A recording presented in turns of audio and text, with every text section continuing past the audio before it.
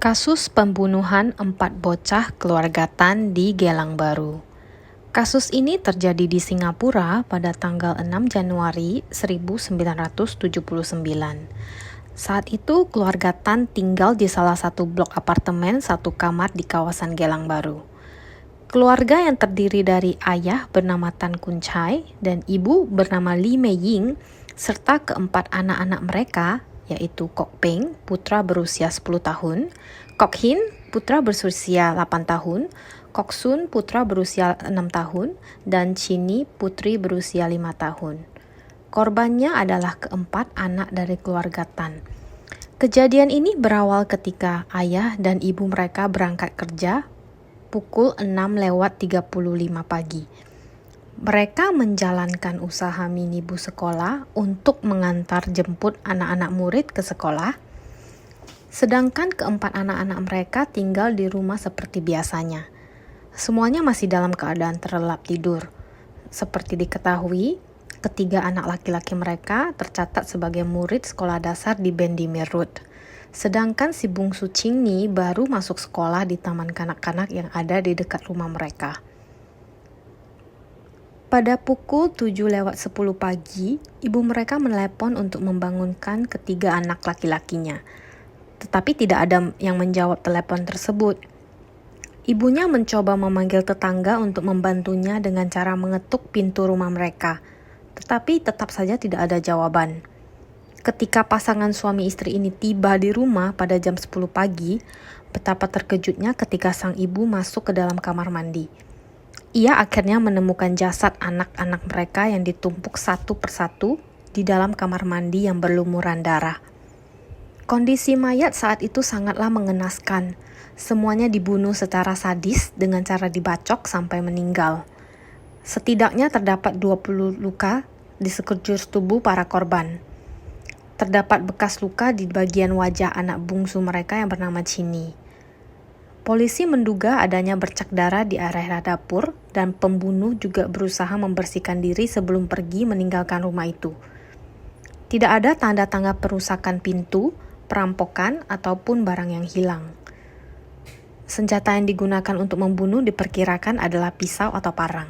Sulung Kok Peng diyakini sempat mencoba melakukan perlawanan dengan si pembunuh sebelum ia tewas.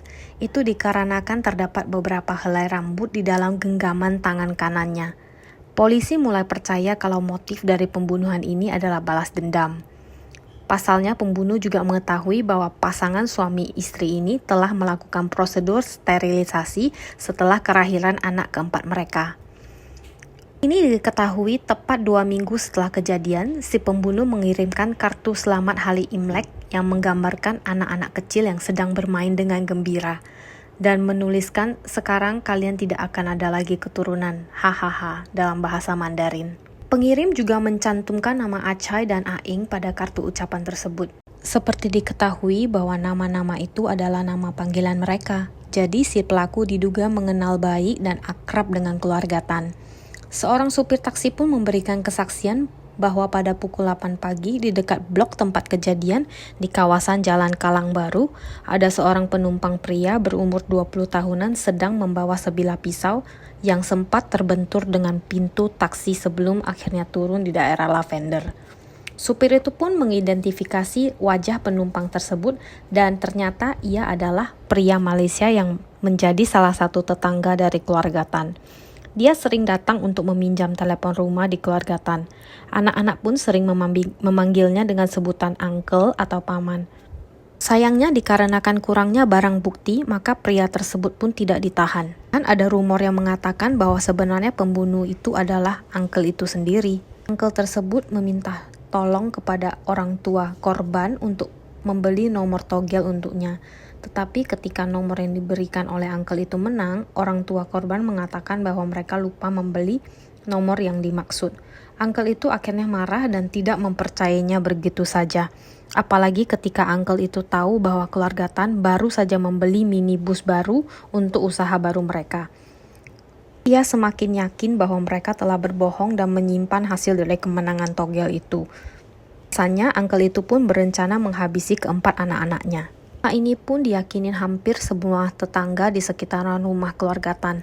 Tetapi banyak orang yang mengatakan bahwa orang tua korban tidak berani melaporkan uncle itu karena dia adalah salah satu anggota preman atau berandalan geng yang ditakuti orang-orang. Menurut rumor yang beredar, orang tua korban juga terlibat dengan obat-obatan terlarang. Kalaupun diungkap siapa sebenarnya dalang dari pembunuhan ini, maka akan semakin memperburuk kelanjutan kasus ini. Kita tidak tahu pasti apa yang terjadi. Polisi mencoba mewawancarai lebih dari 100 orang untuk mencari petunjuk dalam kasus ini. Salah seorang tetangga yang berusia 68 tahun bernama Yam Yinting sering duduk di koridor rumah itu pun hari itu tidak melihat sedikit pun kejanggalan apa-apa. Mereka mengatakan hari itu dia mencuci rambutnya di pagi itu, jadi dia tidak melihat siapapun masuk ke dalam keluarga Tan. Sayangnya hingga saat ini pelaku pembunuhan anak-anak malang ini masih menjadi misteri. Anak-anak korban pembunuhan ini akhirnya dikebumikan di areal pemakaman Chocukang pada tanggal 7 Januari 1979.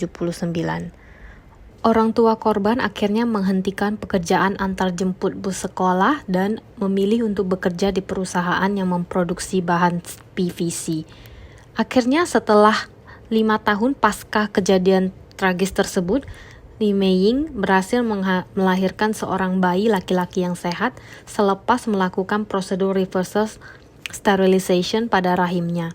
Sedangkan pria Malaysia yang dipanggil uncle itu akhirnya pindah dari blok itu bersama kakaknya.